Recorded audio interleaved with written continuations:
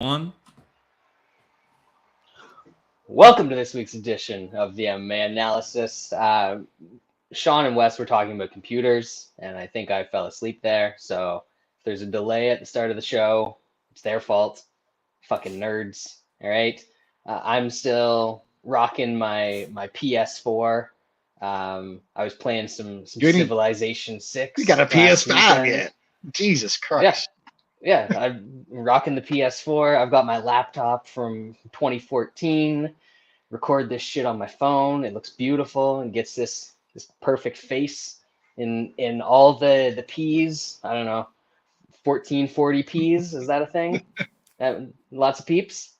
No? Oh yes, all the P's. Yeah, it's I'm up with the technology. We'll say that. Sean, we've been missing you. We're glad you're back. I don't have to do all the processing stuff. It's actually not that hard. You made it extremely easy. So Sean is the cog that keeps this whole wheel spinning. But welcome back, sir. How was the honeymoon? It was good. Felt way too quick. It's a blur. Can't remember pretty much the first 10 days anything we did. So is that because it was quick, or is that that's a good thing though, right? Is that like what happens? No, it's just we did so much shit that I forget all the little things. But yeah, we went to a Dutch amusement park, and it's older than Disneyland, and some people say that Disneyland stole all their shit from there, which wouldn't be surprising. But it was being very fun right now. Jesus Christ, you just got back, bro.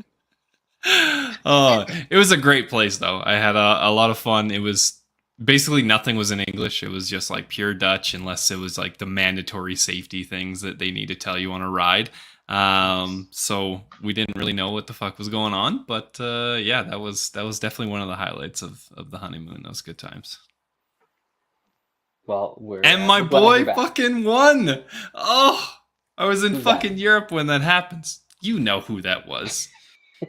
Motherfucker. Read the title. Read the title. A bunch of people made a lot of money on those late round props on Nate. That was a tremendous bet. Man, there was a lot that happened while you were gone. Not having Sean here for that show was sad. It was so sad. Yep. Yeah, I listened to you guys talk about it. I was. The MMA gods just smiled down on man. me. It never happens. No, nope, MMA is a cold-hearted bitch, and guys hang on always too long, or it just ends so sadly in so many times over and over again.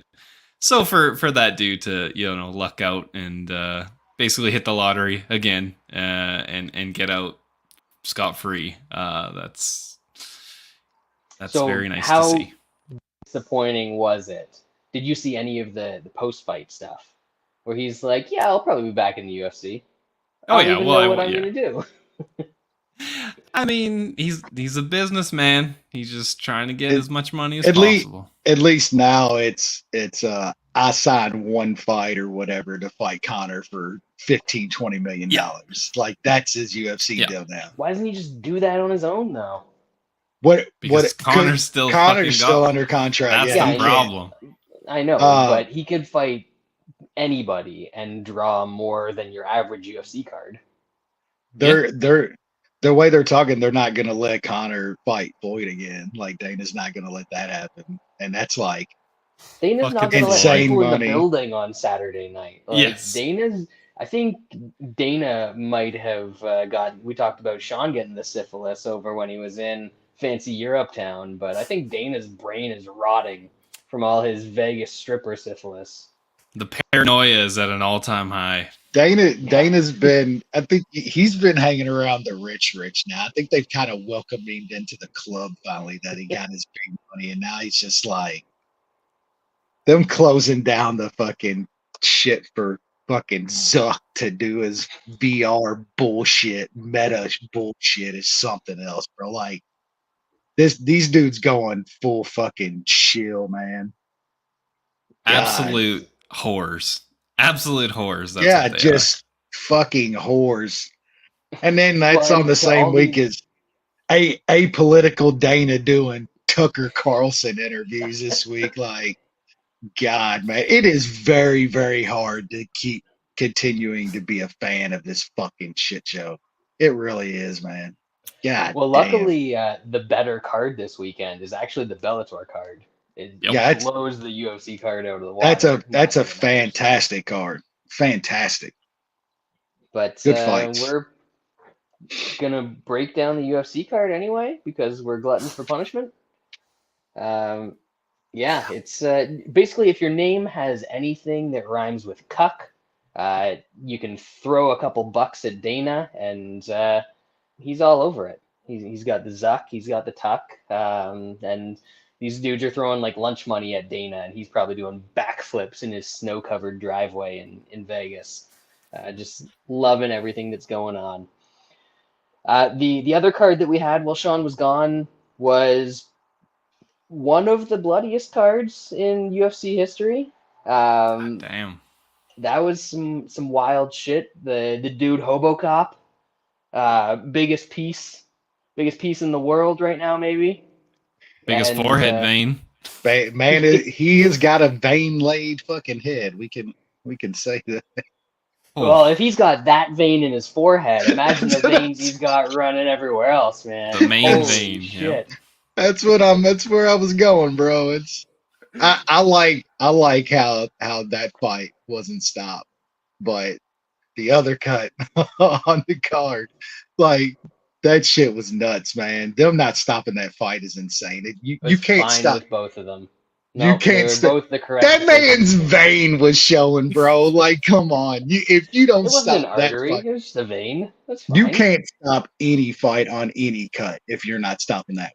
Period. Like, there's no cut that you can get that could stop a fight if it's not that. Period. I don't care what anybody says. That shit was Easy great. to sit there and look at a picture and pick out this tiny little vein that's running through his Oh. forehead. You can't see No, it that shit wasn't- in real time. Wasn't I never saw a vein in fight, and so yeah, that was crazy. That man has got fucking double digits easily. What a dude, and already signed back up. Who is he? Who they signed him up with? Like they just announced it a few days ago. Like he's It already was got. yeah. I thought it was today they announced it. Yeah, today or yesterday. Yeah, because Topora saw is that, fighting fucking Ismagulov. Evloev. No, No, it's Ism. Is it? No, I get them. Hold up. Is it Topora or No, Saryukian's Saryukian. fighting Ismagulov. Yeah, and Topuria is fighting Evloev in a Evloev, main yeah. event. Those are just two Tapuria sick fights. was supposed to fight Edson, but that got canceled. Yeah, Yeah, it's probably good for Edson. Gastelum's back to Yeah. fight Imamov. The Hobocop's fighting Tavares. Tavares, that's right. Dude, sacrifice. My God. That could I tell you what, it's gonna look I think we're gonna have Hobocop fights against certain guys now. I think Tavares could be that dude. Tavares is gonna crack that dude and hurt that dude, and Hobo's gonna go full Hobocop and do the same Hobocop. shit. I'm telling you, he's man. the new Bear Jew, the new. No, I don't want to say new Bronx but he's like Now he's new, like he's Glover younger. on his He's way. Glover. Yep. Yeah. He's He's younger Glover Glover. light. Yep. Glover light. Because he's got flaws, man, but goddamn, he's got some really good fucking skills. Yep. Yeah, that unless you outright stop him, which I don't know. Like the insulin kid did it, but he had the power of the insulin running through his Yeah, veins. that's cheating. So that Cheating. doesn't count. That's a PED. We all know this. Yeah. Other than that, you gotta end this dude to stop him. And whew, I don't know anybody that can do Good that. luck. Good luck. he's fucking awesome. He is fucking awesome. Love it. Sandhagen and Song, that was fun. I thought Song looked great in that fight, and if not for his fucking face curling off, and apparently there's a broken orbital in there. I think he could have won that fight. I thought it was looking pretty good for him. It was 2-2 on 2 of the judges' scorecards going into the 5th. Yep, even with the cut. Yeah, I don't know if I don't know if those are great scorecards, but those were the scorecards. Those I are didn't not. feel bad about him winning the second round, because like he was battering Sandhagen all over the place, except for the elbow that cut him. Yeah. And like it wasn't like the elbow was gonna stop the fight right then. So I don't know how you score something damage like that. though. Massive damage in a closer round. Different kind of damage. That's the cumulative damage that they talk about in the criteria, Wes. You gotta read the criteria. I thought Sandhagen was winning that fight. I mean, I wouldn't argue that, but I mean, I think Song was slowing too. Sandhagen was going to throw another 100 and something strikes in that 5th. I'm not sure that Song was going to be able to keep up that. But man, I agree with Brad though. Like Song looked good in that dude's very, very good, man. Like he's gonna beat a lot of dudes. Very good fighter. I say about Sandhagen though, like I like Sandhagen. I like his game and I like the output. I think he's where he's at. I don't think he's ever gonna go over that hump. No. I think he's always gonna be top 5 or so, fight the top dudes and probably lose close fights, get caught and stuff. I just don't know if he's got, like Brad said, cumulative damage. You need that finisher up in that weight class against those top dudes if you want to beat those dudes for a belt. Just don't think Sandhagen's ever going to have that, man. Great fighter, fun to watch, but he's probably is what he is at this point.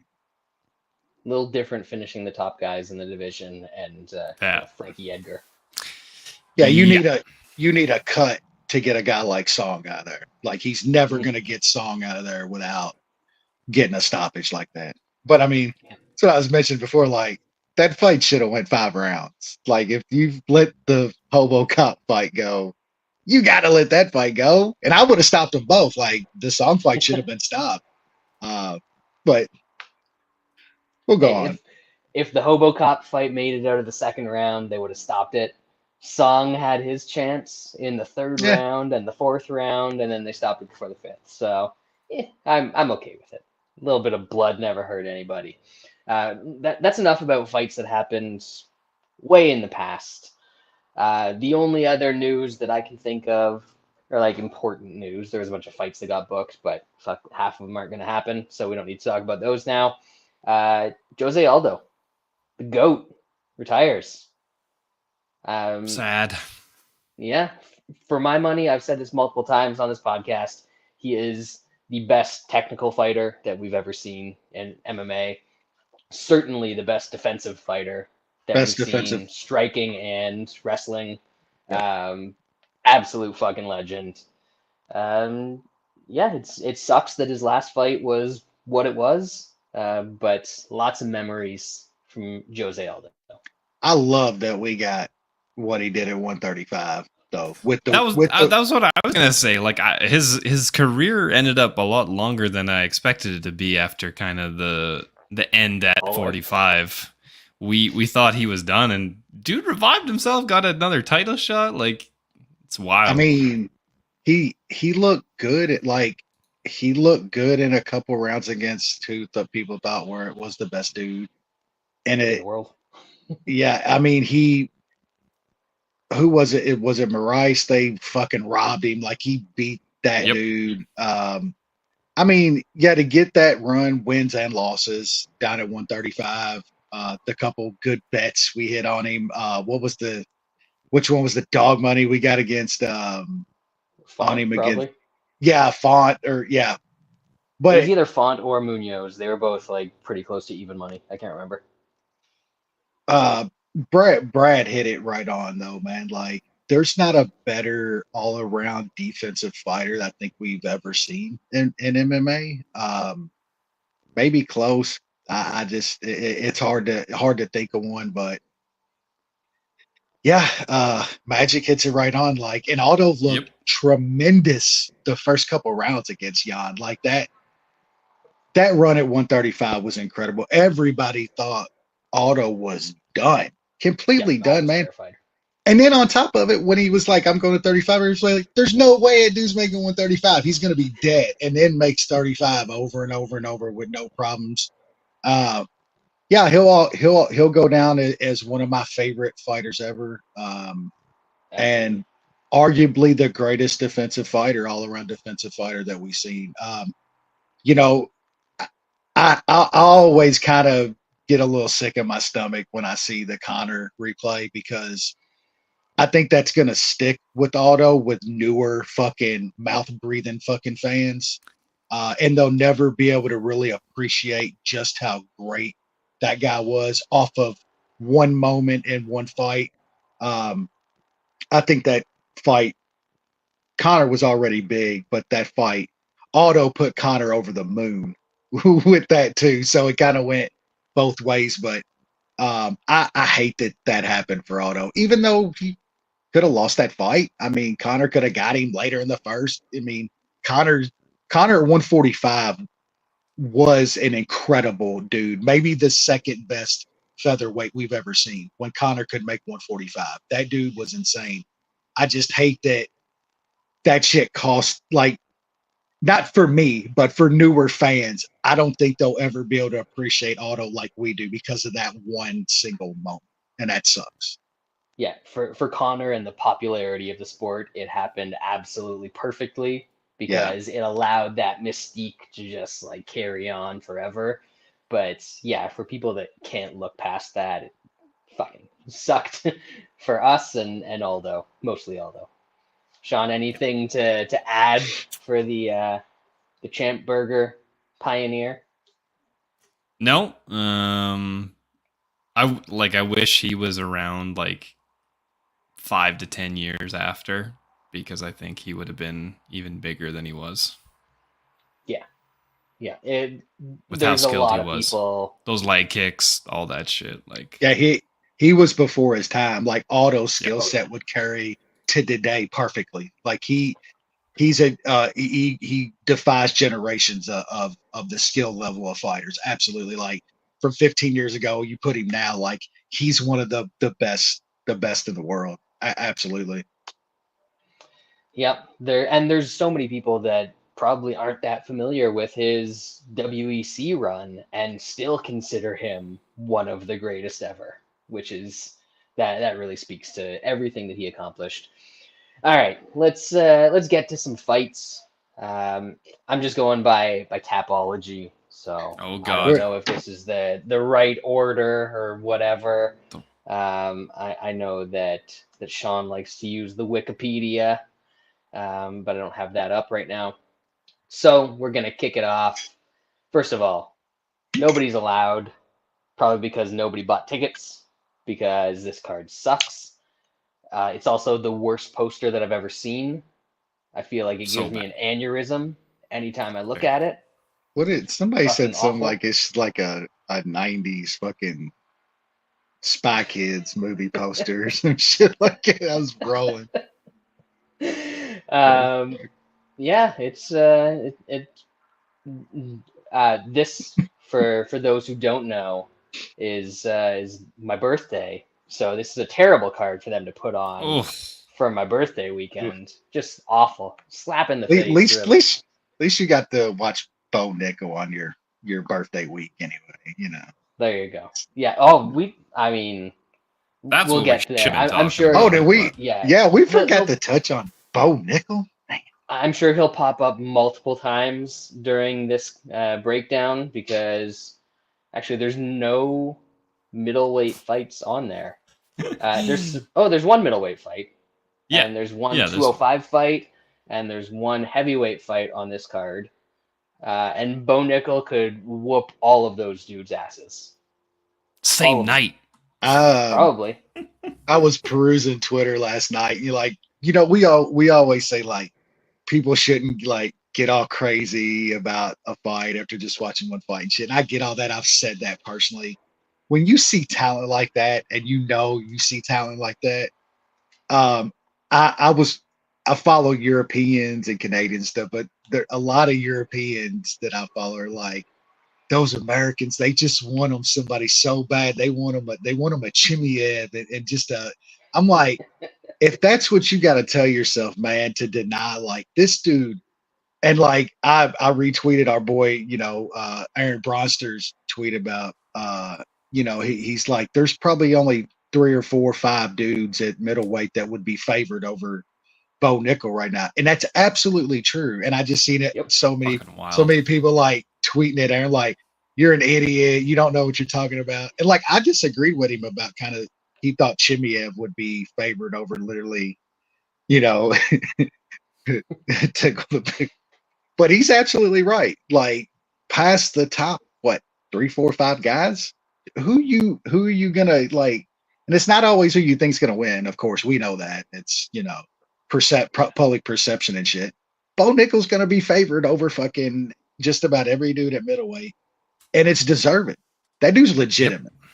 And That's a it's tank. not like this came out of nowhere either. Like you can probably go back 5 years on this podcast and you can hear Lance creaming himself over Bo Nickal coming to MMA. And like I don't watch that much wrestling and I watch this dude wrestle and you can tell that he's gonna hurt people in And MMA.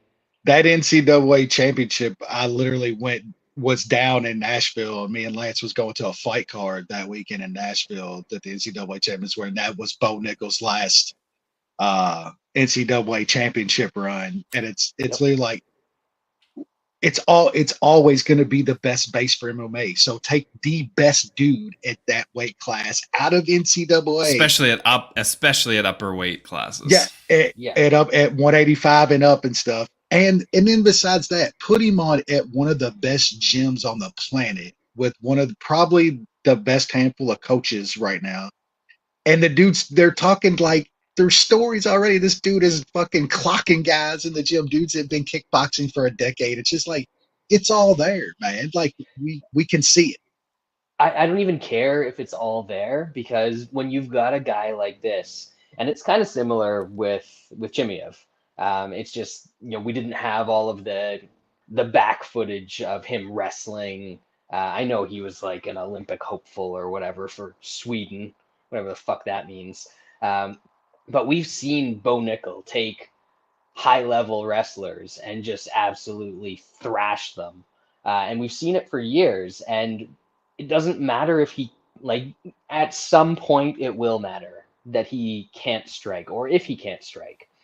But it's going to take somebody special if he could stop sub guys him from wrestling them. Yeah, I mean, if he can sub guys like he's already subbing them, though, like he's never going to have to be fucking Ramon Deckers or some shit on the feet. If you can take dudes down and choke them out like he's choking them out, like his sub game in his third professional MMA fight looked like the shit people were talking about Khabib being the GOAT for doing in his 30th fight. I mean, that fight last night, like, say what you will about his opponent, the dude was still a pro with a 7-1 record. And dude, he's a champion of a decent fucking regional. Bo does gives him the left hand, the ankle pick left hand, the prime fucking wrestler move. But then, like, when he gives up position and rolls over and throws that triangle on, that's high level shit. That's not a dude that's like Brad said, Khabib's not doing that. I'm not comparing him to Khabib or none at this point, but Khabib ain't doing those sub games in 30 fights in. That's talent, man. That dude is ridiculous. I know it's crazy I was saying last night, but like you can't tell me that dude 3 days from now or 3 years from now is he stopping that takedown. Like straight up, that's the champ. You can't tell me Izzy is consistently stopping that takedown and not getting his ass up. Absolute possibility. That shit could happen next week. Look what happened to Izzy when Jan Blachowicz is on top of him. And I know that's a big guy and like he's a black belt as a light heavyweight, but different, man. Very different type of wrestling. 145 Alex Hernandez. Maybe like Brunson could scramble with him for like 2 minutes. But then Brunson before gasses, Bo and I breaks him completely. Like Bo stand up might be better than Brunson's at this point too. So he probably knocks him out before it even gets there. Oh shit! Yeah, that dude is the goods, and it's gonna be a treat to watch him. yeah, I mean, yeah, Steve. Like Muniz could be the champ right now. Like that's you don't give Bo Nickal Muniz like like that's not. But the smart funny thing is, matchmaking. he can beat a bunch of the guys ranked ahead of Muniz. That's just a bad stylistic matchup, or as bad as it can get anyway for what he has. Yeah, because everybody else, man, like that wrestling. I mean, Costa's a tough matchup, but yeah, Costa's like 6 in the division. That would be That's a weird. really. How do you translate smash from Russian to American? I mean, like Chimaev's a tough fight at this point. Like I'm not denying that either, but like sign me the fuck up. I would take that tomorrow. Like, and that's not like I don't think it's some crazy fucking match. I think I'll trust Bo Nickal's gas tank much more than the Chimaev's gas tank. That's for sure. And dude, I had people tweeting me last night. Look, people, Chimaev is not out wrestling Bo fucking Nickal. Like seriously, give me a break. Give me a fucking break. Like Chimaev is dropping dudes like John Phillips on his fucking head. Like he is not out wrestling Bo fucking. There's not a dude at 185, 205 heavyweight that's out wrestling Bo fucking Nickal. Like seriously, like chill the fuck out with Chim. Chimaev's good, dude. Like don't get me fucking wrong, but these people lose their mind. Like Dana fucking zombies, man. They eat that shit up, dude. They buy all that bullshit and just believe every bit of it. I Chill think the fuck Chimaev's in the same situation as all of the other good wrestlers, where he would be able to scramble with Bo for a couple minutes and then just not be able to do it anymore. You wouldn't be able to keep up that pace. There's no way. Fluffy and Bo Fluffy Nickal. There you go. Fluffy's Jesus. the second worst matchup in the division after Andre Muniz for Bo Nickal. There you go. No, it's 145 Alex Hernandez. That's the matchup. Yeah, fun times. Anyway, I'm sure that you'll be hearing plenty more Bo Nickal talk on this podcast. Not necessarily tonight, but in the future, because we are certainly not bandwagon jumpers when it comes to that guy. Been looking forward to him for a while. This card, also not jumping on the bandwagon, but at least it should get off to a fun start. Bantamweight division, Randy Costa, Guido Cannetti. Sean? Yeah, I'm staying away from betting this one.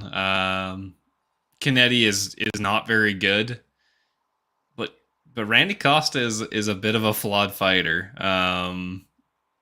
We saw against guys that can put some pressure on him, he kind of crumbles. He likely tags Cannetti and gets him out of there early. If he doesn't, I do worry a bit because Cannetti does throw a bunch of volume, and I'm not sure what Randy Costa has if he goes fairly hard in the first and can't get him out.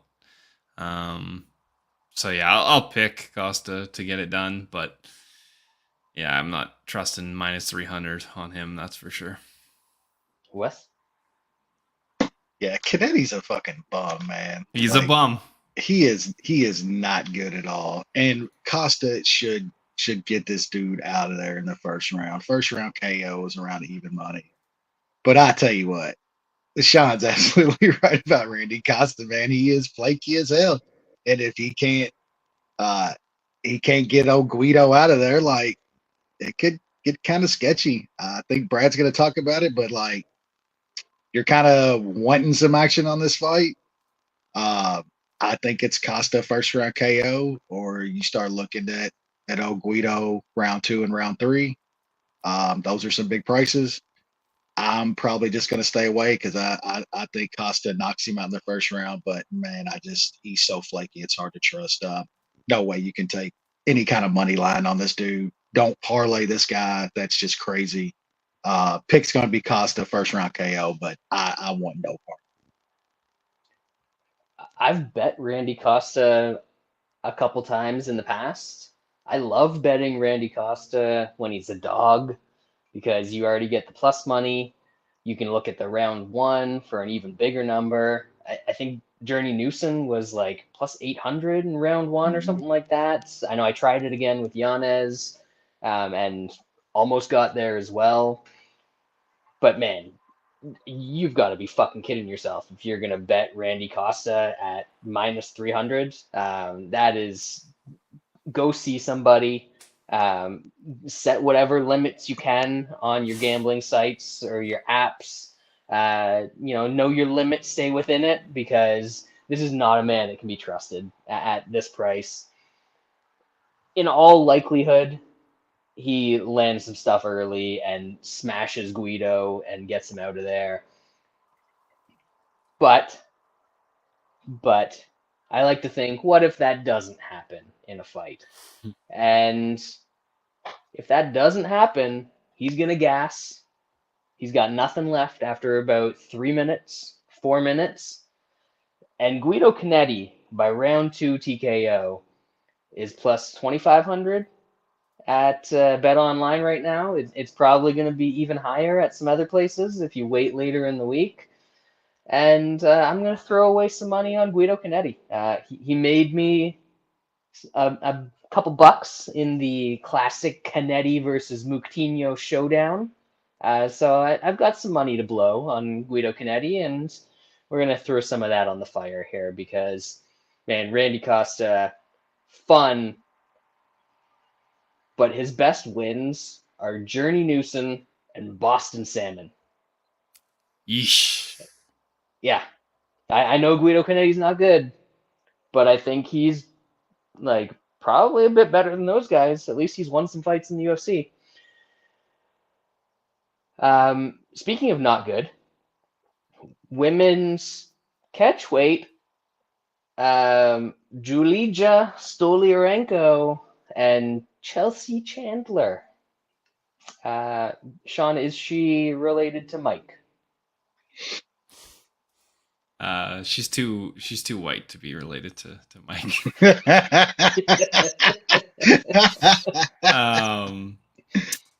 This is bullshit. There's no dog in this fight, so I don't know who to pick. Stoli Stinko and the Chelsea handler is just a horrible fight.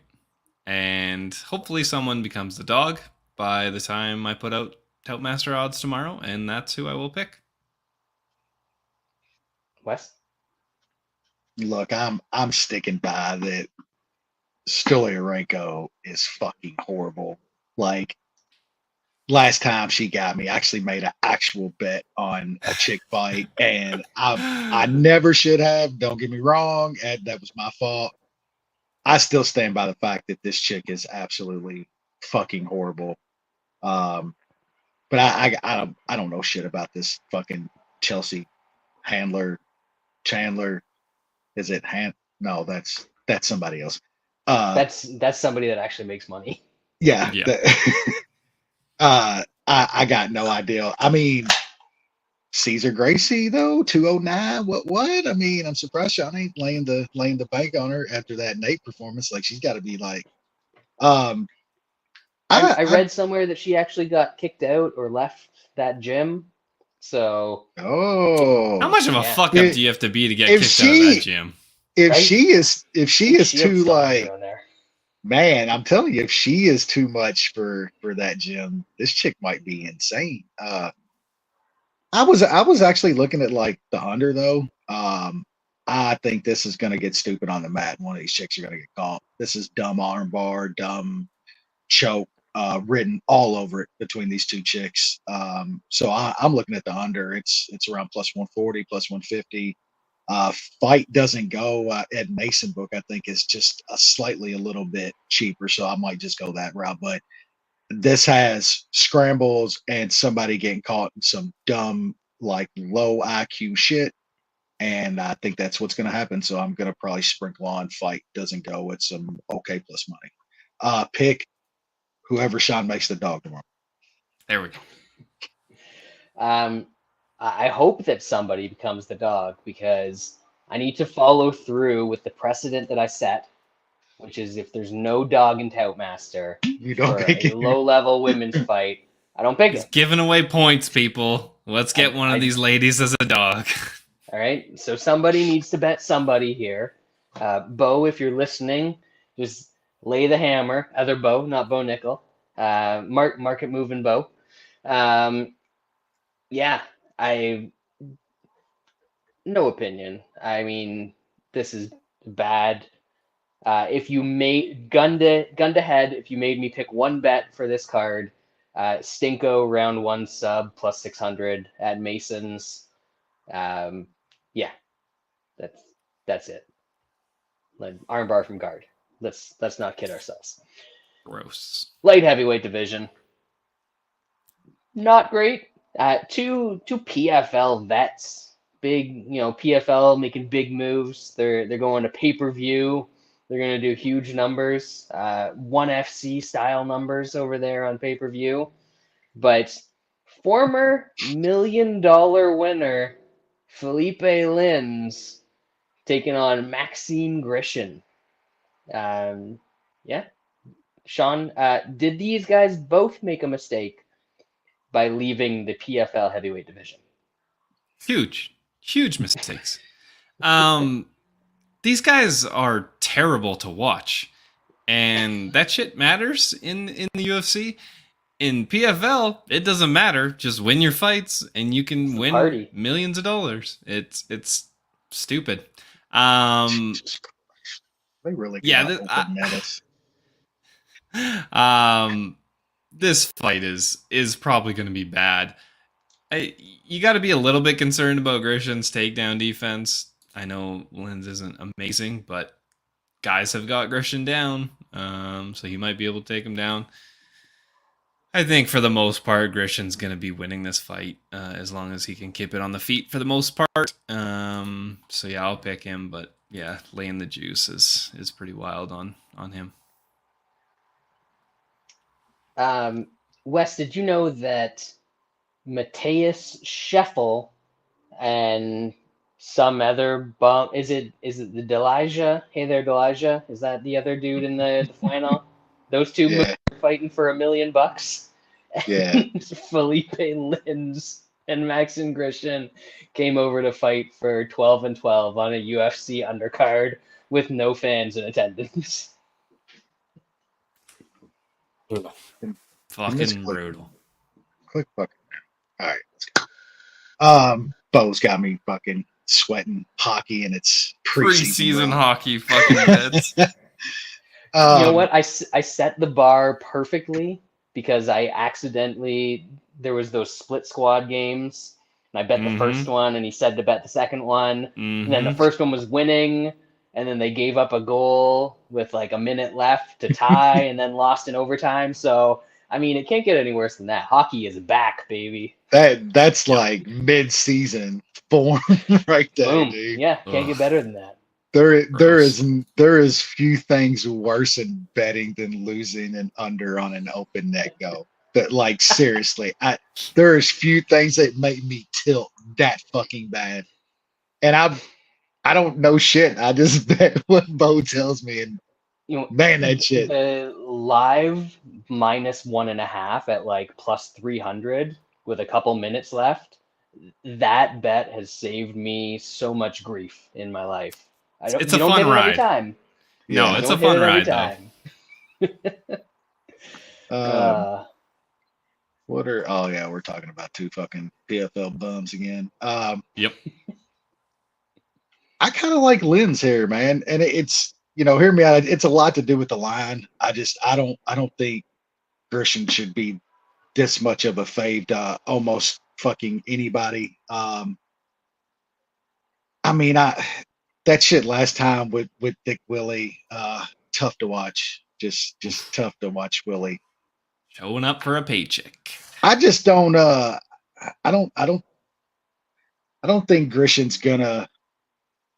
I don't think it's gonna stay on the feet the entire fight. I think Sean's right. I think Lenz has a chance to get some takedowns here, and man, he just lays on top. I think this is gonna be very, very fucking boring. I think it's gonna be close. It is gonna you're gonna be sweating the decision here. I think.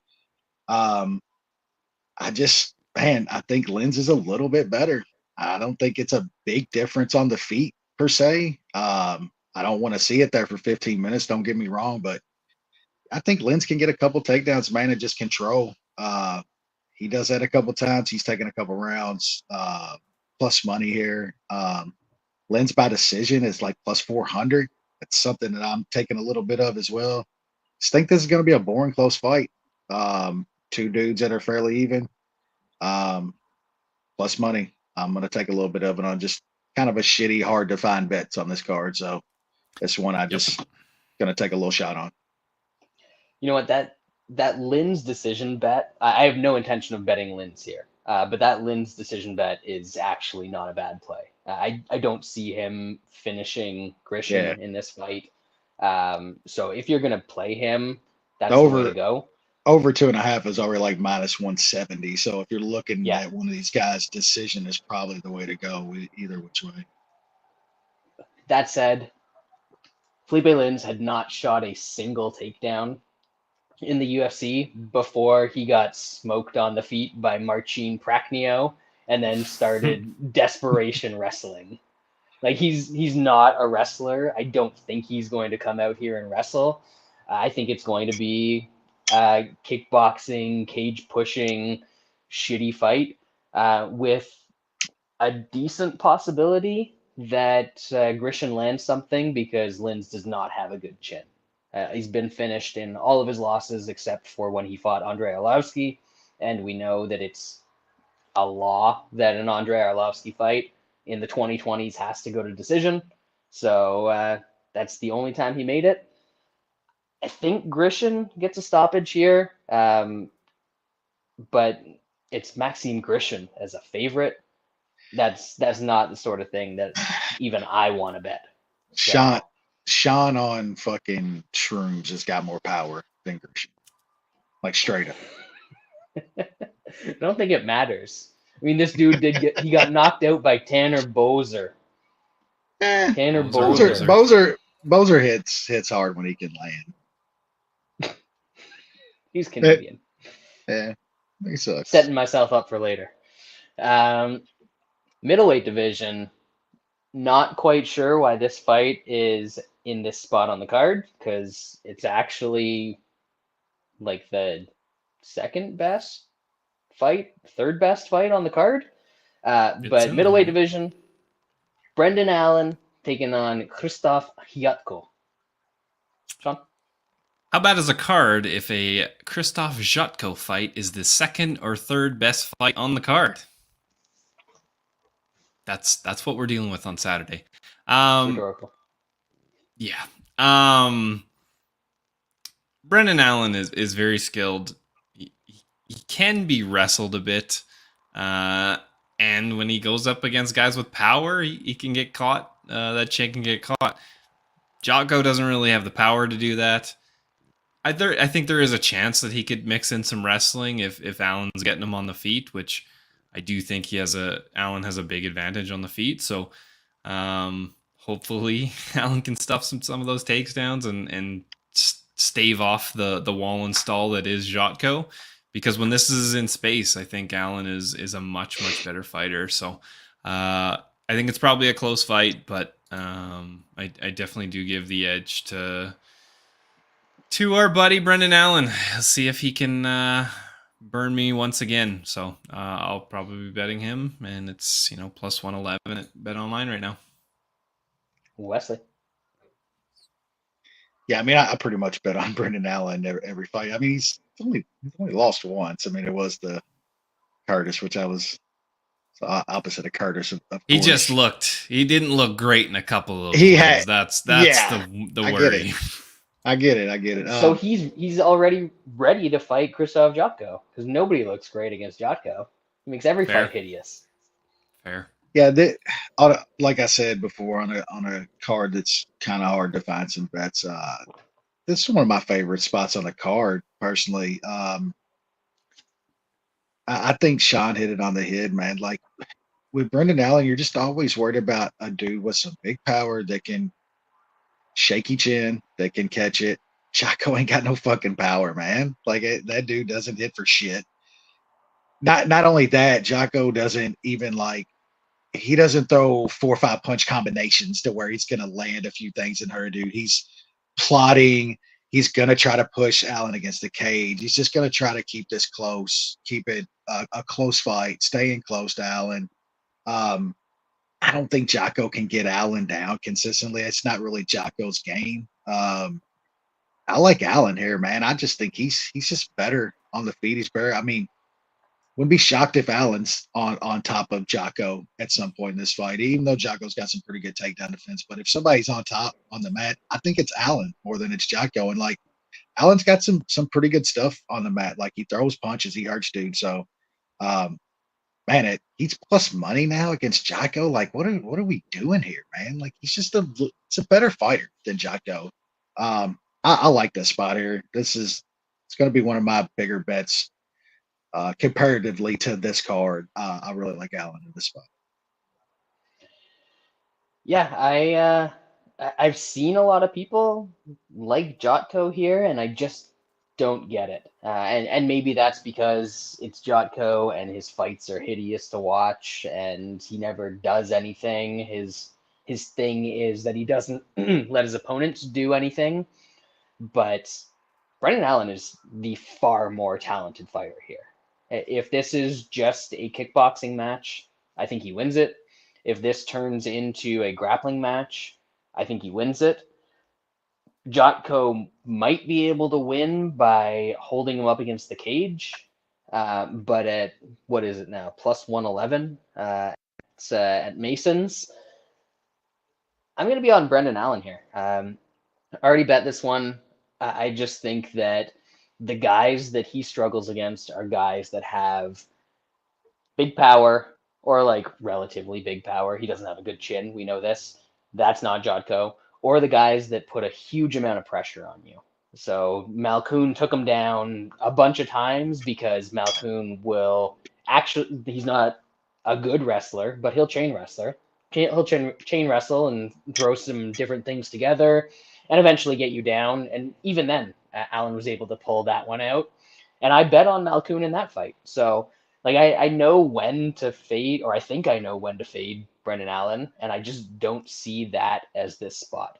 He's still a very good fighter who has only lost to, that top 15, top 10 to top 15 type guy.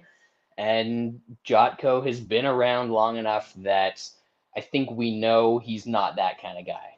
He's going to pull off decisions against low-level middleweights, and he's going to struggle against anybody above that. Whatever, I don't know if there's a number beside Jotko's name right now, but whatever that number is, he's not that good as a fighter.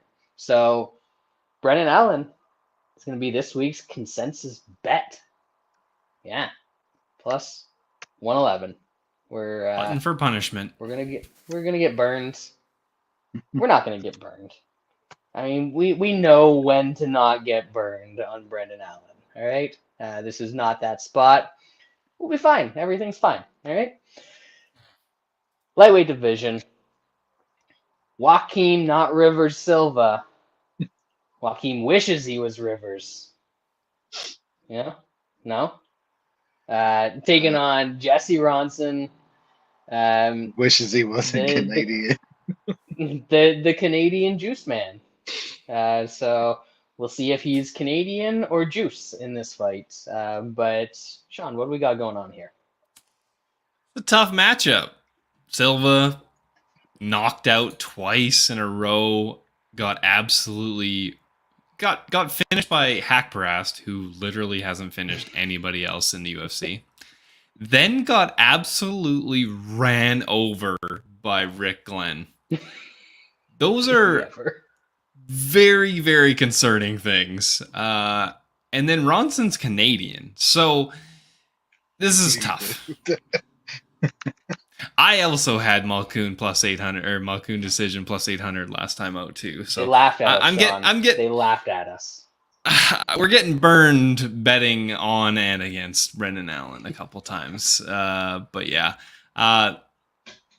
Man, I'm really trying not to bet the Canadian because we know what is going to happen there. So I'm picking him in Toutmaster, and I might waste some money on old Jesse Ronson. Wes? Yeah, I'm not doing that. I'll tell you that much. Yeah, I do get wanting to fade fucking Silva here though, man. Like he's those past two performances are just, man. Jesse Ronson just is not fucking good though, man. Like if Silva drills this guy, catches him in some fucking sub, like I'm not gonna be even close to shocked here.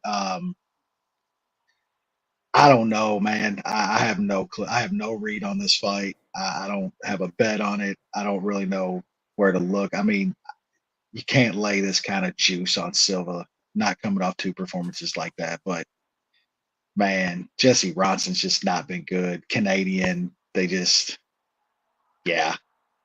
I'm gonna pick him at Toutmaster. Like you got to take a dog against Silva here, but man, I can't bring myself to put any kind of one of those spots where I'm picking a dog, but I can't bet it, man. So Ronson's a pick for me. I don't want to touch this fight.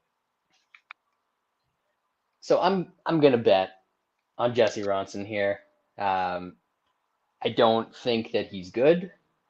I don't necessarily think this is the greatest bet that I've ever made. But man, Silva doesn't like to wrestle. He doesn't have the cardio to wrestle. If he did either like to wrestle or have the cardio to do it, at this price, he would be a steal because Jesse Ronson cannot grapple. But this dude has BJJ in his nickname and refuses to shoot a takedown. It is wild. He just stays on his feet and uses all those muscles. If ever Joe Rogan's thing was true about the guys with the muscles using up more gas, it is Joaquin Silva. This is the dude. No gas tank, swings ugly shit on the feet. Like Ronson is a much better striker than Silva. If this stays on the feet, Silva is going to get clipped and probably knocked out because he doesn't have a good chin. So I'm going to take Ronson. I'll probably take a little bit of the money line. I haven't decided between the TKO, which is like 375, and inside, which is plus 250. If I was a smart man, I'd probably just take the inside because Ronson will every once in a while go for a choke after he hurts somebody. I'm not a smart man, so I'm probably going to take the bigger number. But Jesse Ronson's going to be the pick and the play. A 36-year-old Canadian who hasn't officially won a fight in the UFC since ever. Jesus. Yeah. Man. I probably shouldn't, I haven't made this bet yet. And talking through it is like talking myself out of making it. Mm-hmm. But I'm still going to make it because I'm an idiot. And we like to have a little bit of fun here. Women's strawweight division. We got Jessica Pasta at however old she is, like 40 or something. She's taking on the chick that the dudes all love because she squeezed a watermelon in a bikini. Apparently, she also fights. Tabitha Ricci. Sean, thoughts? Another amazing matchup we got here. Hey, this is according to Tapology, which they have a very objective metric. Mm-hmm. The number 18 versus the number 15 straw weight in the world. This is elite stuff we're talking about. All right. How sad is that? If you take those numbers for any kind of value, how bad is that? Um, I know Brad is just gonna take the dog. This is low level MMA. I don't think I can do that here. The pasta lady is fucking terrible. Have the Ricci can grapple a bit and is probably gonna be able to take Penne down and lay on her and just do enough to win a decision. So I will pick her. Wes? Ricci decision. You might say, I wouldn't, but you might say that the game has passed by. That's bad. That's bad. Yeah, I'm going to take the favorite in Toutmaster here. And I didn't look at props because who cares? Heavyweights, wake up, folks. This is gonna be something. I don't know if it's gonna be good, but it's gonna be something. Alexei Oleinik taking on the Horse Lord Ilir Latifi.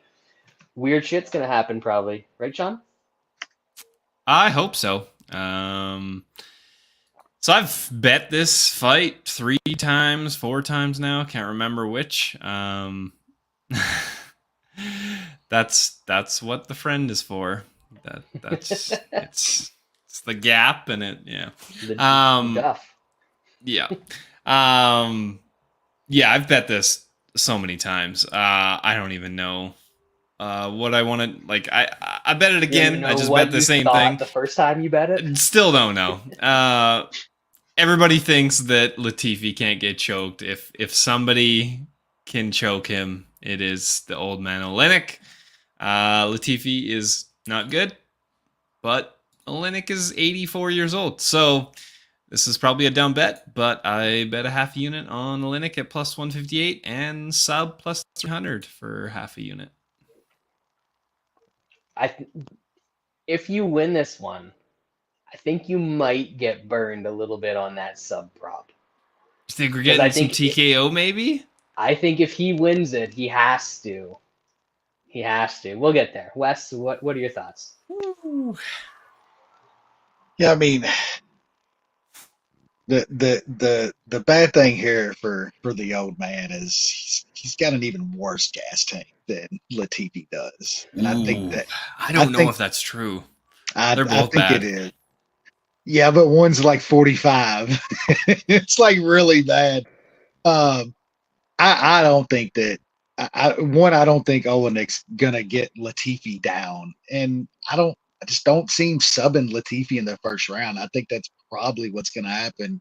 Um, I think the old man's gonna get tired. I think Latifi's gonna finish him. Latifi by KO is almost 2-1 at Mason Book. Like that's something I'm looking at. I like Latifi for a parlay piece. I think it's a really good line under 2-1. Um, I just don't think Oleinik can get Latifi down and get a sub here in the first round. I think that's what he's got to do because, man, he goes for it. You got to give him that. He's going to go for it. He's going to go all out for takedowns and all out for subs. But when he does that, like it happens every time now, if he doesn't get it, he's in trouble. Oleinik fucking gets gassed as fuck. I think that's what's going to happen. I don't see him getting Latifi down. I don't see him subbing him. So I like Latifi inside the distance here, probably KO. He will be a parlay piece for me.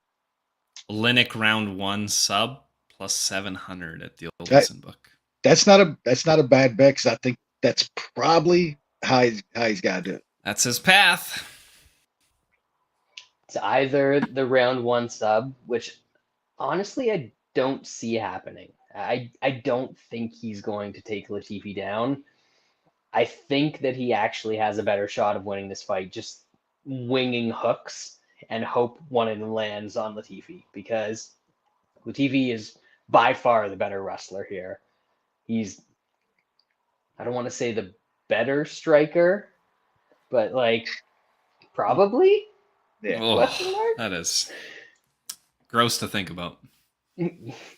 I think he's got more and like big power. If he connects clean on this old man's head, it could be yeah, it's a weird one. What do we have for totals on this bad boy? Because as much as Oleinik is extremely self-aware and knows that his only shot to win fights in most cases is rush forward and start grappling, no matter if it's a good position or a bad position, I think he might be a little hesitant in this one to do that.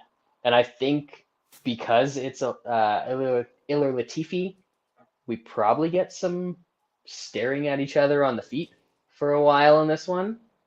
Over one and a half So, minus 130. Does that ooh, tickle your fancy at ooh, all, Brad?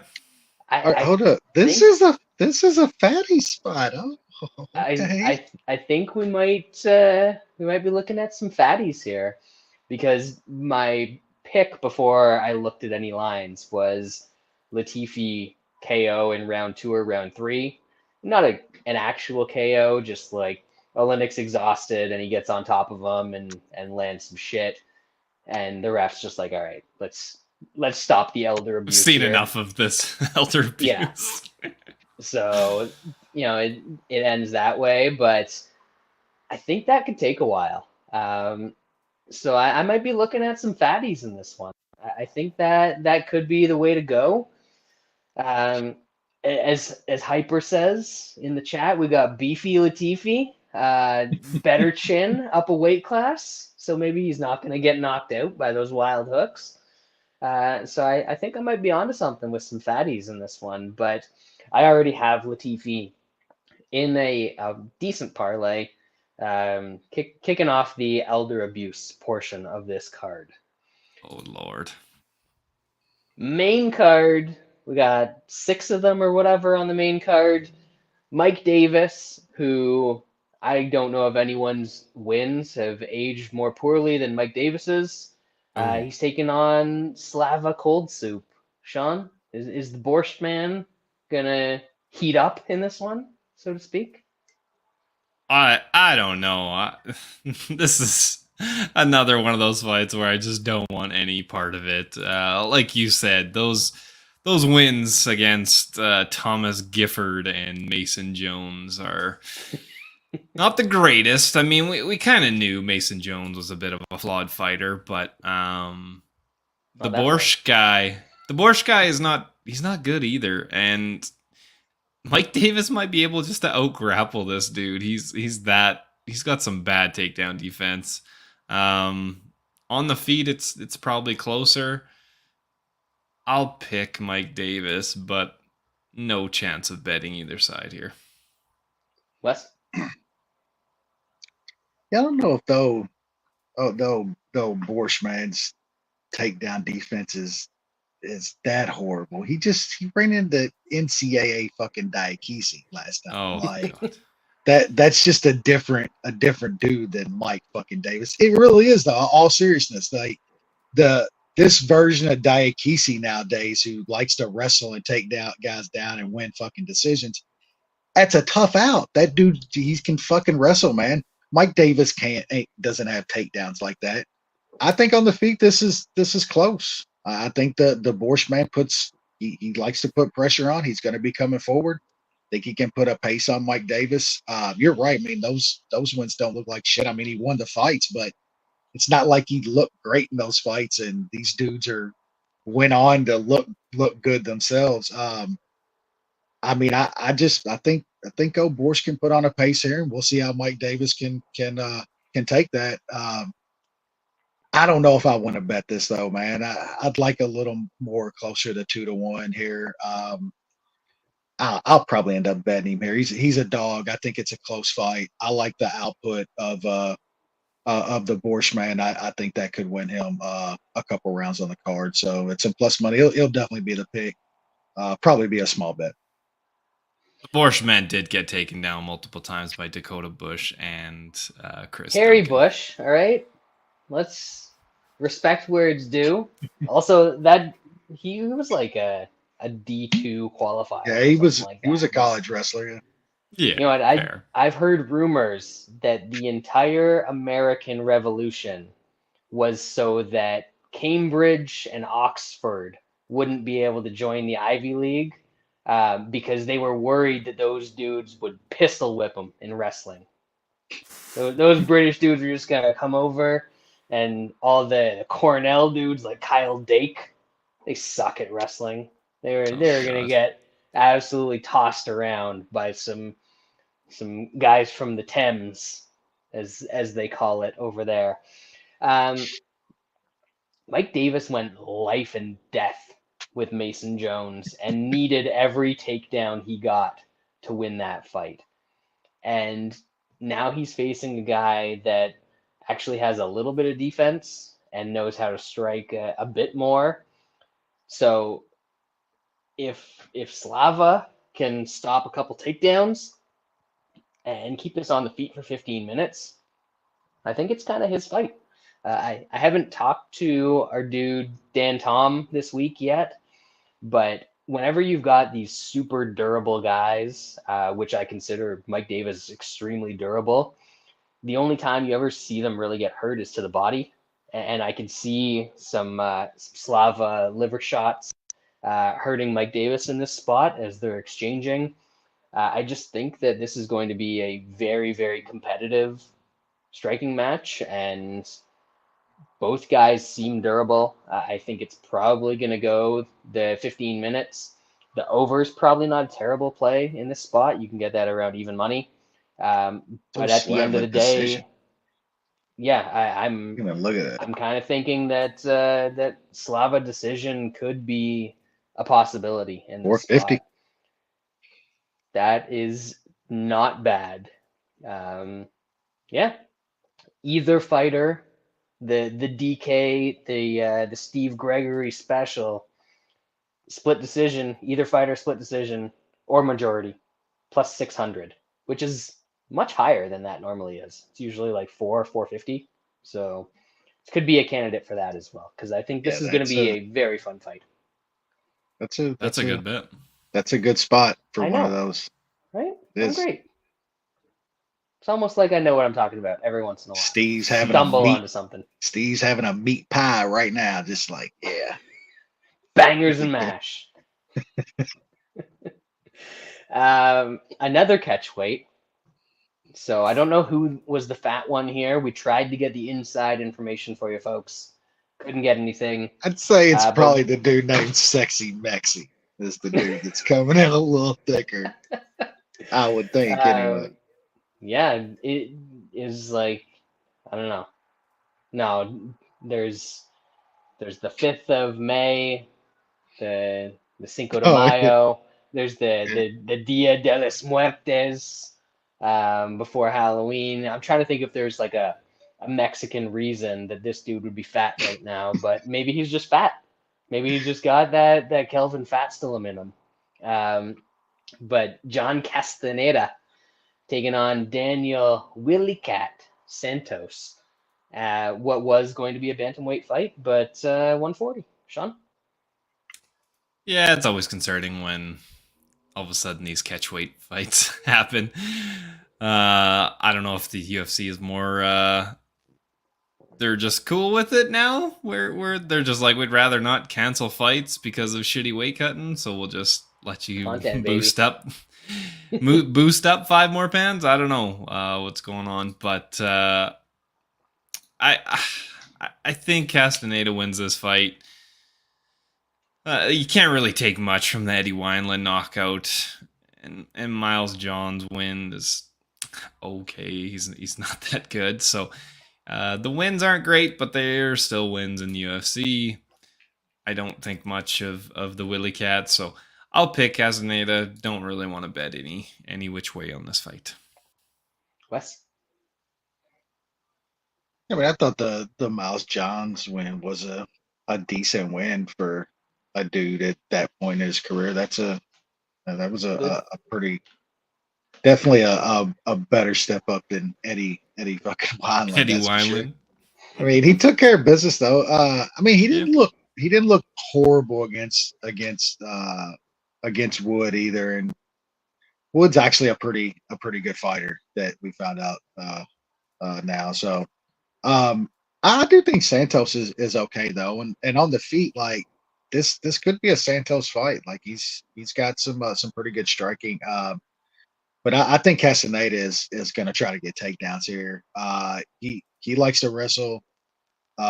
He's got some okay submissions. He really likes that triangle choke and shit once he gets on top of dude. So I haven't played it here. I'm going to pick Castañeda. I do think he can get takedowns and wrestle a little bit. But I was looking at him by sub as like plus 600. He goes for that side choke, man, a lot once he gets on dudes and works them over a little bit. So if he can get some takedowns here, I could see him maybe pulling off a sub. So I like him in the spot to win at least, and maybe get a sub. So he's the pick, maybe a sprinkle on a sub plus 600. I'm on the other side here. I like Willie Cat. I was pretty high on him coming into the UFC.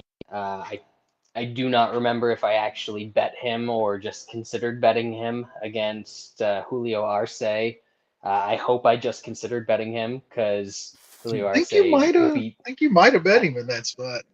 It's possible. You liked him a while back. Yeah, you have talked about him a bit. Yeah. And the thing that's kind of surprising to me, even if I lost that bet, deservedly so, because Arce put on a clinic on him that night, is he's a bigger price to John Castañeda than he was to Julio Arce. And that just doesn't make sense to me. Well, that Arce line was bad. That's my answer to that. That's true. I don't think that makes this Castañeda line good. I think that there is some value to be had on Santos, because Wes said that Santos or Castañeda likes to wrestle and kind of wants to wrestle. I think he needs to wrestle in this spot, but I don't think he's a great wrestler. So if he can't get takedowns, this is going to be two guys who want to push forward. I think that Santos has the better offense if they're both pushing forward, and Castañeda is more pushing forward to try and get into the clinch and try and get takedowns. But if those don't come, I like Santos on the feet here. I think he does a lot more. I think he has more power, and the cardio, even when he was getting his ass beat, held up pretty well against Arce. So you know that he's going to keep coming for 15 minutes, and you could probably say the same for Castañeda. So I already took a little shot on Santos. The Willie Cat at plus 175, that seems to be gone. I hope it comes back, because it was only a small bet at this point. But maybe after what you guys are saying, it's good to leave this one a little smaller than normal. I just can't get over Castañeda being 1-2 when he got his UFC shot, and the one was against Marcelo Rojo, who very quickly washed out of the UFC as well. So it's weird to see him as a big favorite. Featherweight division up next. Sodiq Yusuff against Don Shainis. I don't know. Sean, do you know who this guy is? Nope. He's fought 4 times in 2022, including a big first-round TKO against the Fist. Oh, Cody Fist? The Fist Ultimate Fisting Championships? Wasn't he going to start his own promotion?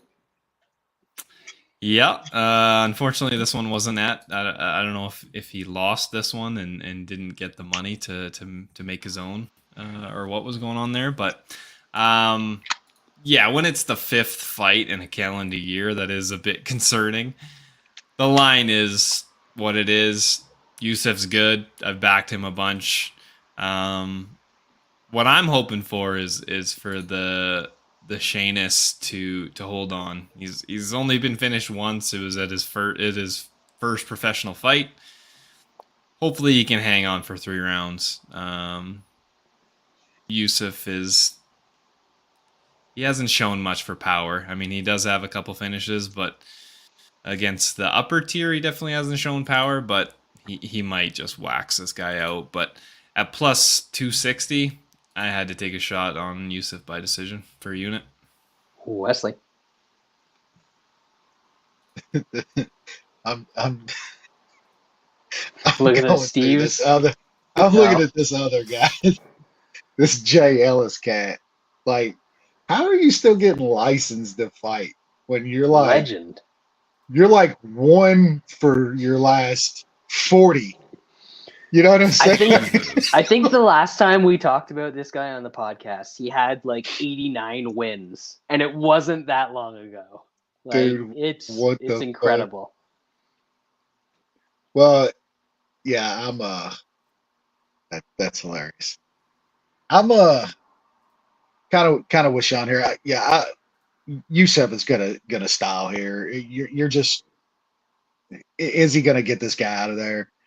Dude does got like first round finishes. I'm not sure what he's gonna look like if this gets out of the first or so, but the 1.5, if you can get it at a couple spots, is a little juicy. But Sean's right. Like, Yusuff he takes his time, man. He doesn't have like big, huge one punch power.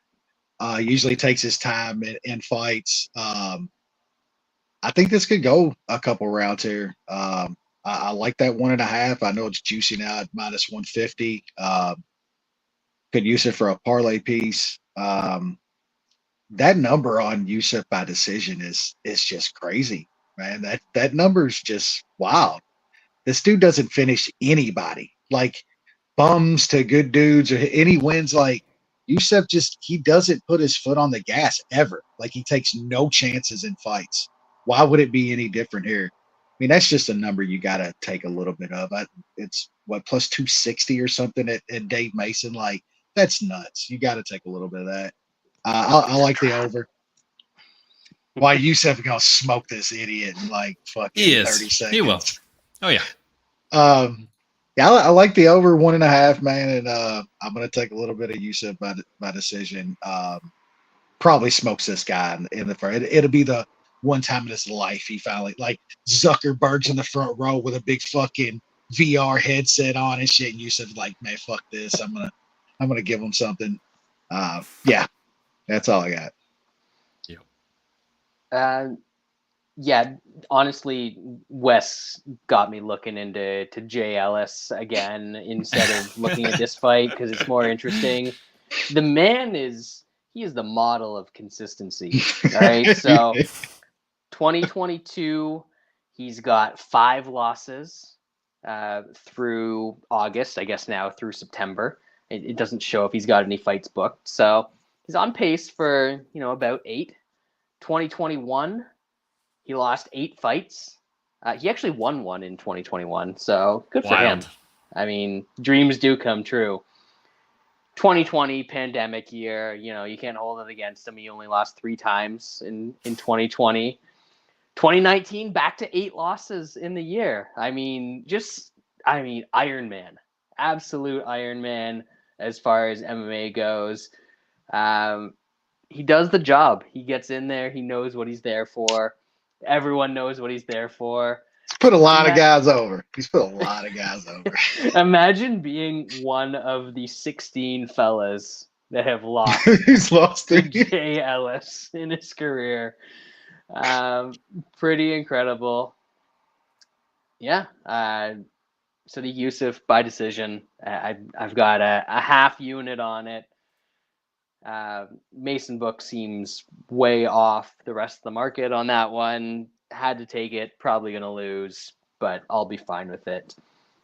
Yeah, that's it. I've literally never seen a second of this Shainis guy, but I've seen enough of Yusuff to know that don't bet on him to get a finish.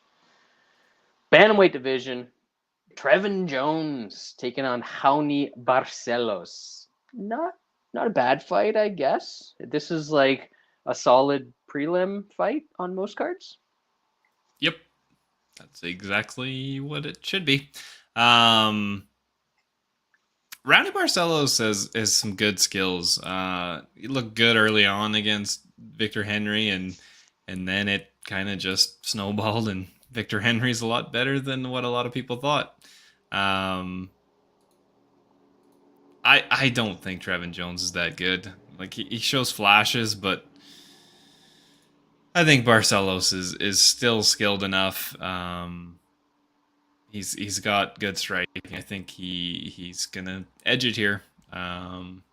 Price is a little bit too high for me to bet it, but I think Barcelos can win a somewhat competitive, but I think a fairly straightforward decision.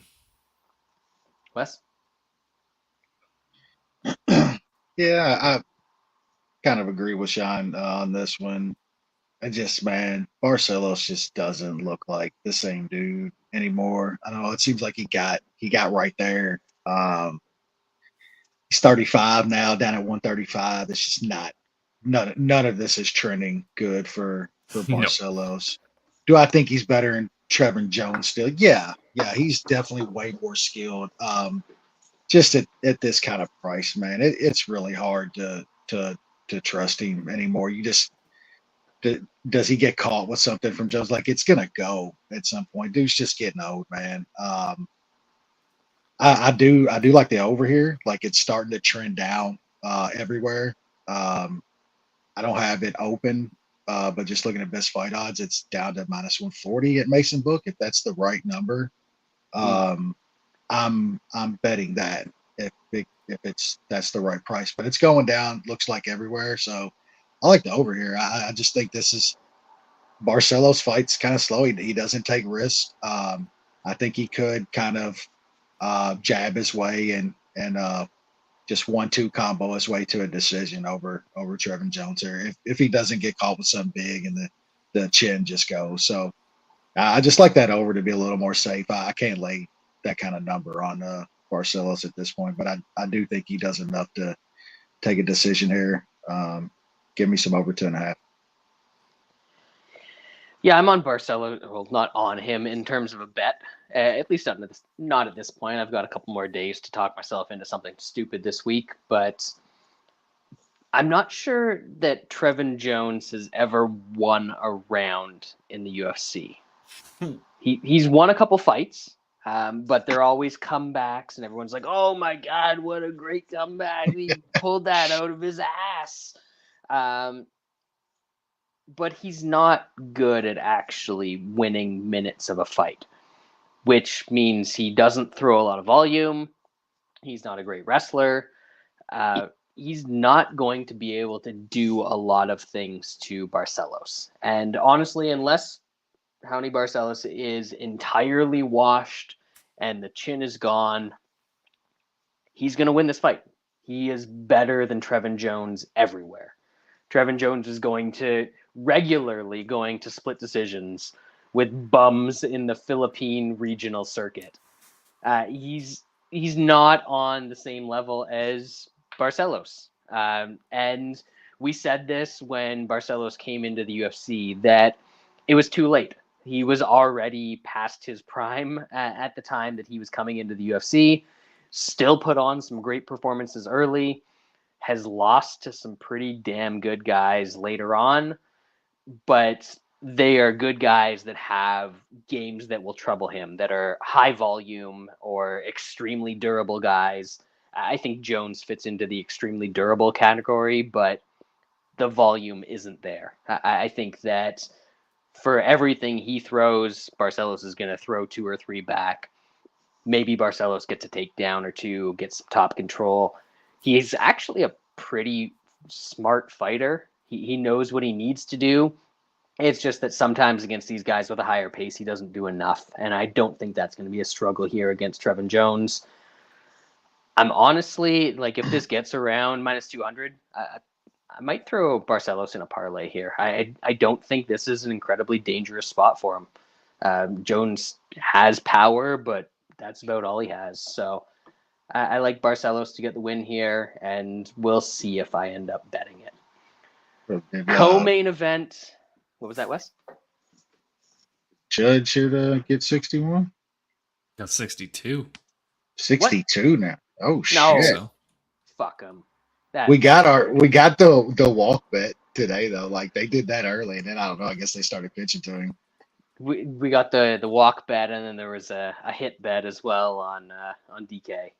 So Oh, sorry, he only got 61. Never mind. yeah, okay. there we go. They were That's it. showing video of the guy that dropped the ball, and he's just hating his life because he could have No way. sold it for a bag. That's for sure. And he It was a tough catch. It wasn't an easy one. Did you but see that still. Was it like fucking- hanging over that first? Oh, row hanging at- over, yeah. At Skydome, yeah. Yeah, Did it you was. see the fucking clown that was buying out the host section over in left field to where like most of his home runs go?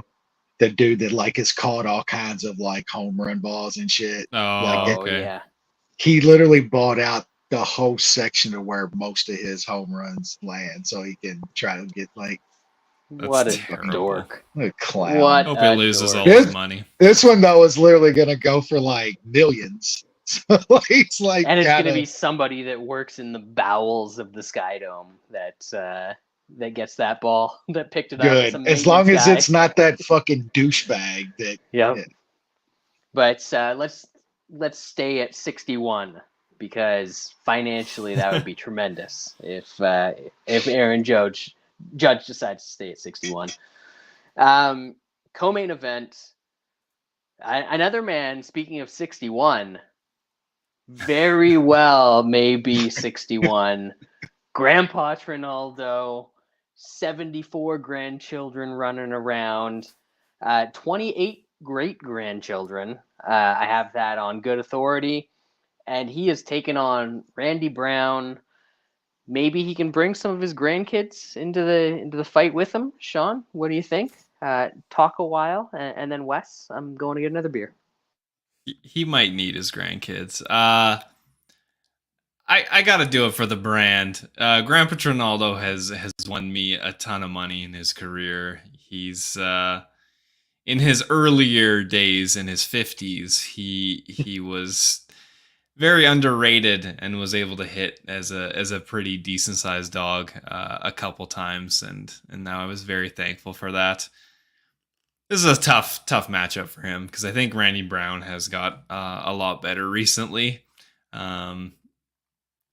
Chaos Williams is kind of like Grandpa Trinaldo, where he just kind of wings big power. One did land on him, but he was able to recover and take over in that fight.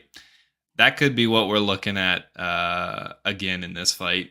I think Grandpa Trinaldo throws weird strikes. He could possibly clip him. Hopefully it puts him out, but I wouldn't be surprised if Randy Brown was able to recover and take over the fight. He might also not be able to catch him. At plus 270, I had to take a shot, half play it with Grandpa Trinaldo, and then Grandpa Trinaldo inside the distance plus 600. Just got to land that one left. That's what I'm hoping and praying for on Saturday. Wes. So Grandpa Trinaldo was on the first Tough Brazil. That was a decade ago. Yep. About a decade and a few months ago. That's insane, man. That guy, it's crazy. He's had a 10-year UFC career, all in his 50s. You know, like you don't really see that. But I mean, for real though, I mean it's all been in his mid 30s on to have the officially career in his mid 30s. Yeah. I mean, that's at best. That's at fucking best. The dude's have that 5-1 in his last 6, man. He's still an elite fighter in his 60s. I've been on him pretty much every time. I mean, those matchups are good for him, man. You always knew what you was gonna get out of this dude, though. Like the perfect kind of guy to have your money on. I mean, even he was a dog that was nice in a lot of spots, but man, that dude gives an honest fucking fight. As durable as they come. Always puts out. Usually this is where he's got problems now.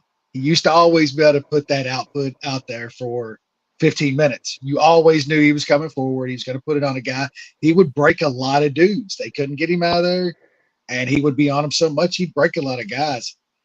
He You doesn't can also have that. muscle him at 55. I think that's a bit of a Yeah, he bigger moved. task at 70.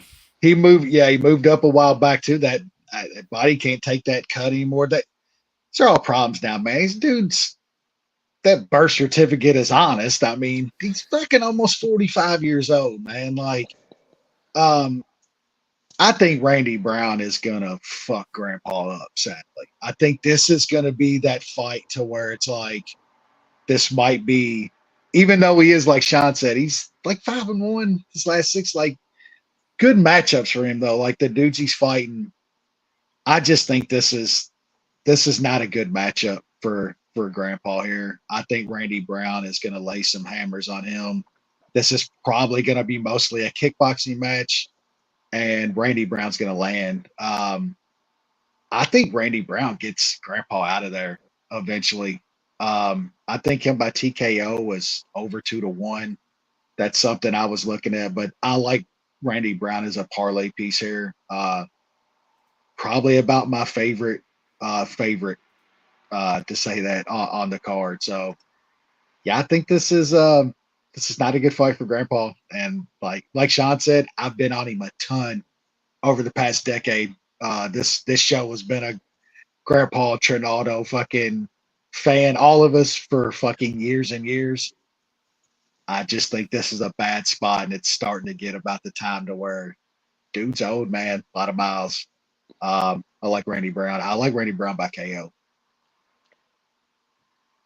This man has been, I think, fighting in the UFC longer than Wes and I have been doing this podcast. Me, for sure. Yeah.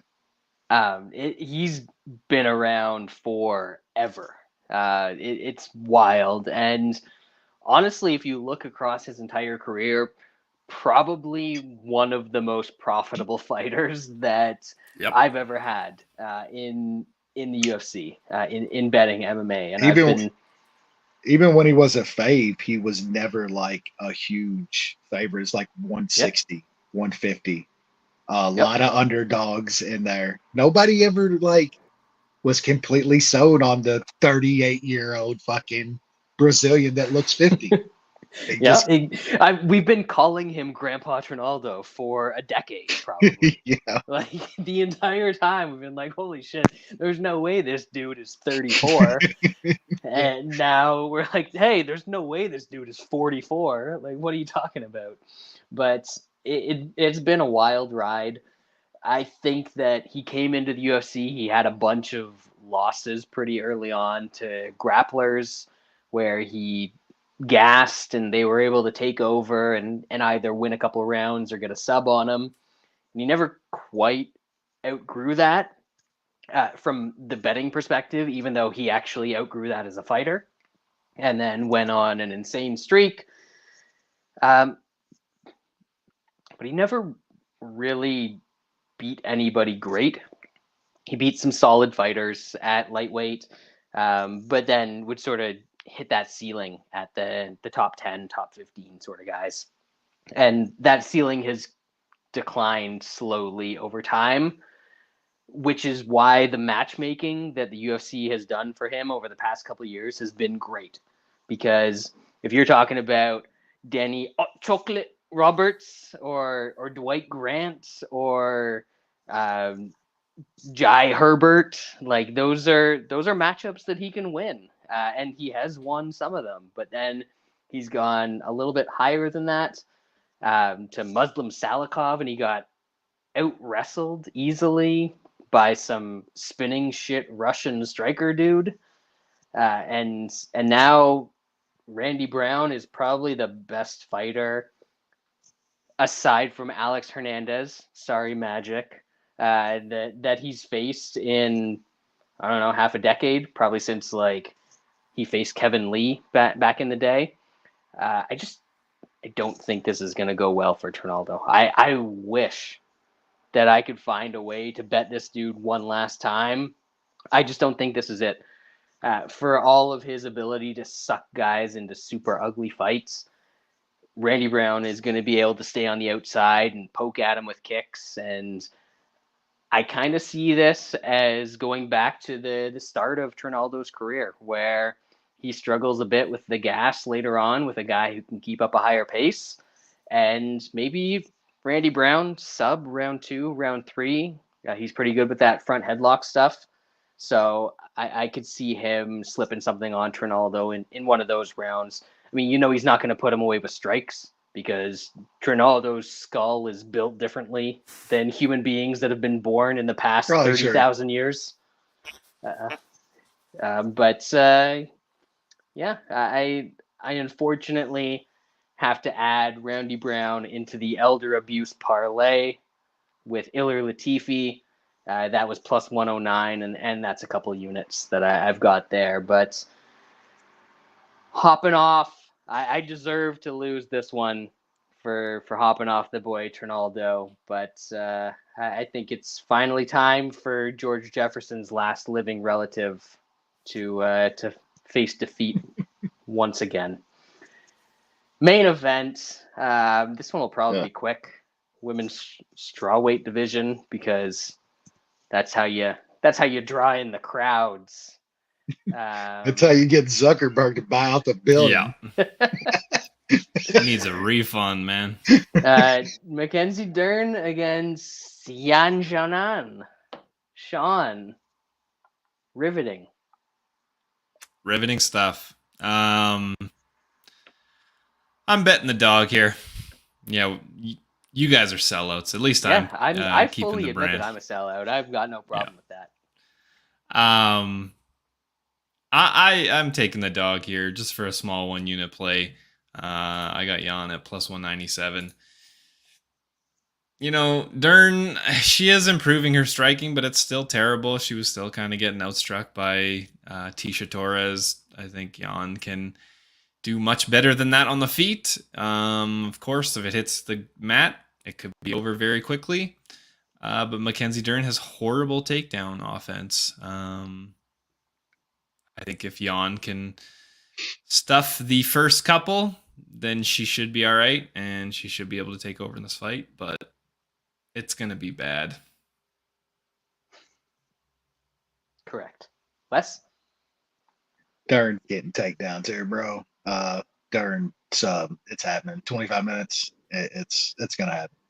Wes, can you tell me who Dern has taken down in the UFC? It gets there. I don't know. She always ends up there. However, it's going to get there eventually. She could pull guard here. Yeah, I mean, she can't wrestle for shit. You're completely right. But somehow she always gets in trips or something, pulls guard. It gets that happens when you're fighting the Hannah Cyphers and the random Marcoses. I mean, like, well, it happens. And we'll say about Dern too, like, she'll take a beating, like an absolute beating, to get that shit there. It's 25 minutes, man. It's gonna get to the mat, and it's a wrap. Like, it's a wrap if this gets to the mat. I just don't see, like, I mean, Esparza I know is different than Dern, but she literally like pounded the shit out of this girl on the mat. Like, Dern can throw some shit on the mat too. Like, it's gonna get there, and I just think it's gonna be bad for Jan. So I like Dern in this spot. I got her in a small parlay.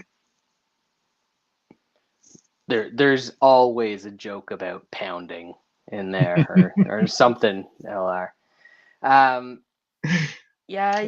guess I like Dern here as well. I mean, the wrestling is always going to be a concern for her, but I think she's more athletic than most people in the division, even if sometimes that athleticism is very uncoordinated. She manages to pull it off for the most part. And I just cannot get past how absolutely fucking useless Xiaonan looked when she was on her back against Carla Esparza. That was wild. If you look like that grappling against Esparza, then Mackenzie Dern, she's probably going to invent a submission in the cage against this chick. Like, she's going to turn her into a pretzel if there's any grappling at all that happens. I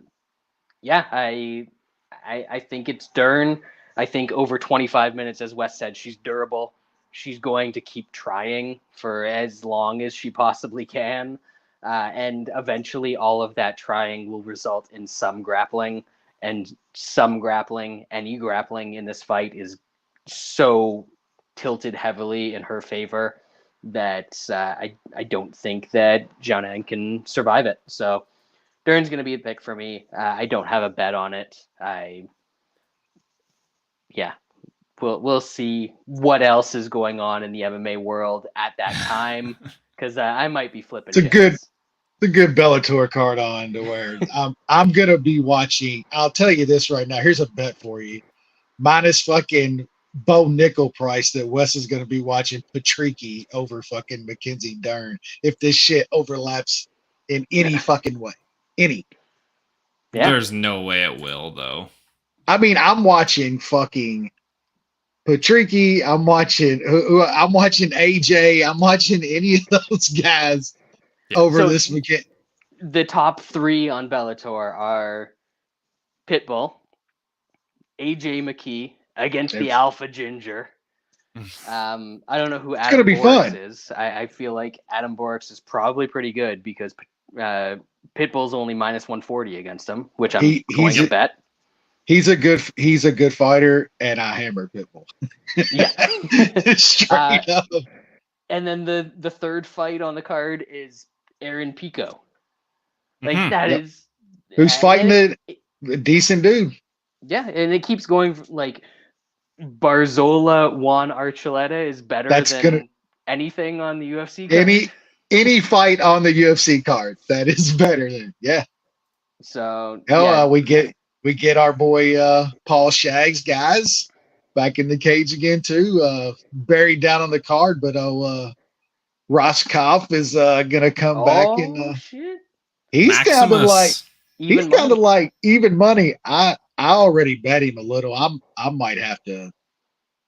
might be in on this guy come Saturday, man. Yeah, even money. Come on, Magic. I know you have. I don't bet like that fucking guy does.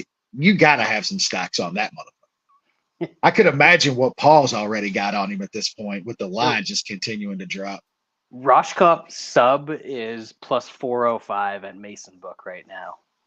And that dude has some serious grappling. So anything that sticks out, I don't know if you've looked at the Bellator card, Sean, but anything that sticks out from there that you're going to bet? I usually don't touch Bellator. I feel like it's a bit of a shit show. You crazy son of a bitch. You need to, you got to watch on the YouTube stream because it's like right in line with the live lines and you can smash it. These I'd be much more likely to live bet those ones. These are good cards, but like who saw AJ McKee just getting kind of beat pretty easily last time out? After what he did in the first fight. Against one of the best dudes on the planet. Plus 1,000. I saw it. I'm a Fucking legend. Brad. Fucking Brad.